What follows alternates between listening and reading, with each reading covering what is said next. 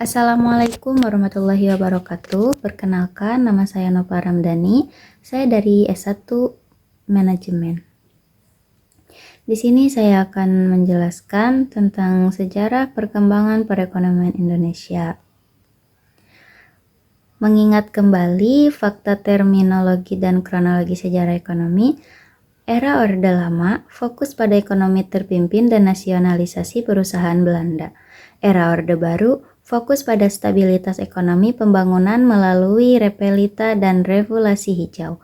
Era reformasi fokus pada transisi ke otonomi daerah, krisis moneter 1998, dan liberalisasi pasar.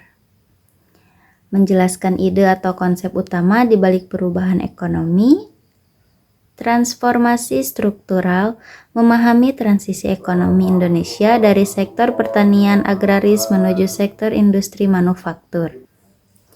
Transformasi struktural, memahami transisi ekonomi Indonesia dari sektor pertanian atau agraris menuju sektor industri manufaktur dan jasa. Dampak krisis, menangkap hubungan sebab akibat antara kebijakan fiskal atau moneter dengan fluktuasi nilai tukar rupiah dan inflasi pada tahun 1998 dan 2008. Penerapan kebijakan, bagaimana pemerintah menerapkan teori ekonomi Keynesian atau pengeluaran pemerintah untuk memacu pertumbuhan atau penerapan kebijakan moneter ketat untuk mengendalikan inflasi. Pemanfaatan SDM, implementasi kebijakan bonus demografi untuk meningkatkan produktivitas ekonomi melalui pendidikan dan pelatihan vokasi. Memecah materi menjadi bagian-bagian dan menentukan hubungan antar bagian. Kesenjangan ekonomi, membedah hubungan antara pertumbuhan ekonomi PDB dengan ketimpangan pendapatan Gini ratio. Apakah pertumbuhan nasional benar-benar menurunkan angka kemiskinan di tingkat daerah? Ketergantungan komoditas, menganalisis sejauh mana perekonomian Indonesia masih bergantung pada ekspor komoditas mentah dibandingkan dengan hilisasi industri.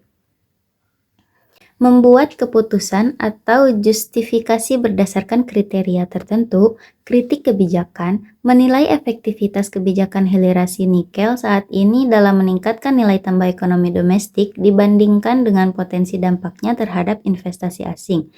Stabilitas versus pertumbuhan, mengevaluasi pilihan sulit antara penjaga stabilitas harga, inflasi daerah dengan upaya memacu pertumbuhan ekonomi yang agresif melalui suku bunga rendah.